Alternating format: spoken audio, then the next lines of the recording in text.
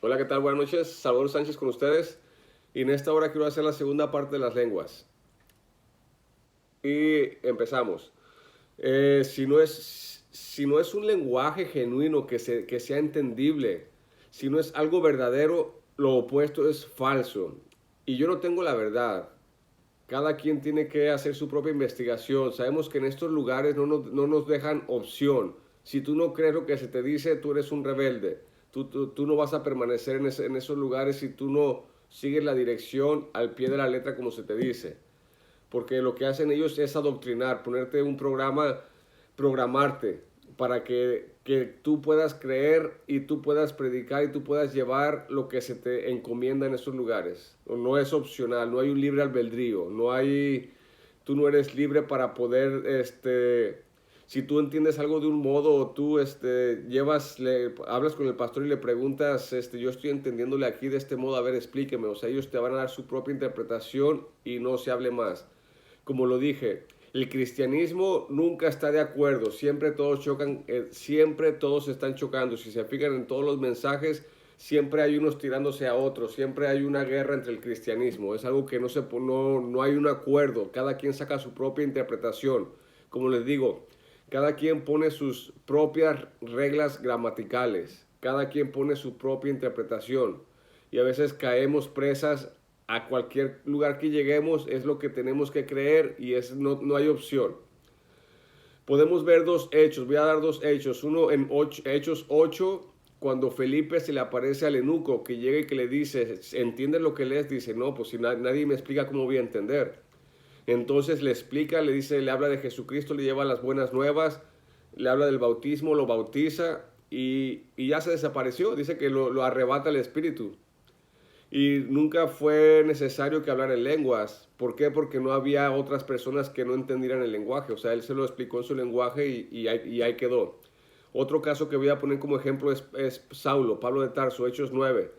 Dice que quedó ciego, quedó cegado y ya después le dan la dirección que tiene que ir con Ananías. Llega con Ananías, dice que ora por él, le caen de los ojos como escamas, dice que puede ver, dice que tiene que ser bautizado lleno del Espíritu Santo y tampoco habló en lenguas. Ahí lo relata, porque ellos agarran las citas que les conviene para acondicionar su doctrina.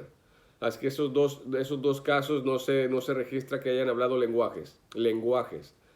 Y también en la Universidad de Pensilvania hicieron un estudio y ese tipo de lenguas que se aprenden, que se dicen que son lenguas, dicen que no se activan las, las áreas cerebrales. Dicen que cuando uno habla un lenguaje diferente, que es un lenguaje, se activan todas las áreas cerebrales y se puede ver científicamente que está hablando un lenguaje. Y dice que aquí en esto no. Dicen que no fue lo que nos dicen.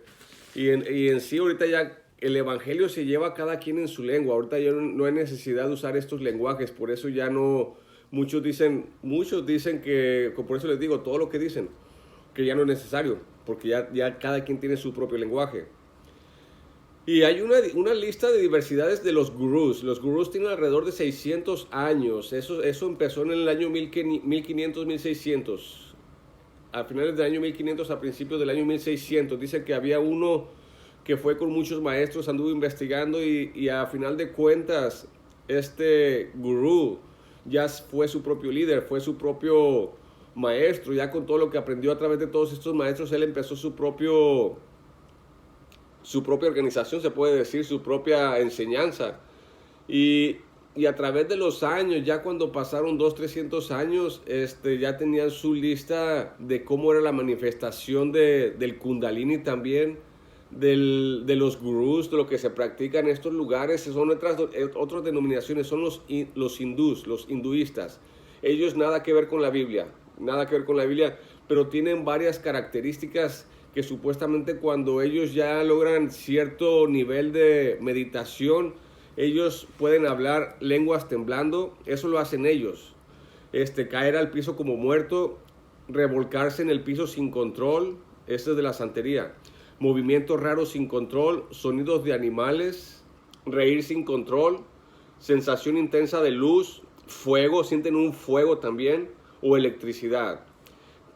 Tener revelaciones de personajes celestiales que les hablan. Canto ritmítico y repetitivo, o sea que todo lo que se hace en estos lugares, en estas iglesias pentecostales, todo lo que se practica, eso también lo hacen ellos. Supuestamente cuando se libera el kundalini, cuando se libera la serpiente del interior de los chakras, eso, como les digo, no me crean, investiguenlo por su propia cuenta, pero eso es lo que practican ellos. Y ha habido varios gurús, aquí han llegado a Estados Unidos. Llegó un movimiento alrededor de 1800, 1900 donde se practicaban muchas cosas ilícitas en esos lugares. O sea que estos han crecido también grandemente.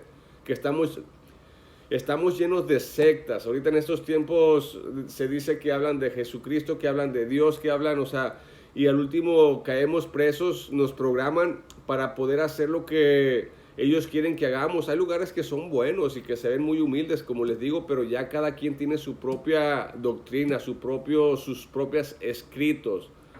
Y como les digo, uno sigue la Biblia, uno es lo que nos enseñó, fue lo que nos tocó a nosotros. Y eso es lo que quería hablar en este tiempo. Eso es todo por hoy. Así es que gracias por escuchar y que pasen buenas noches.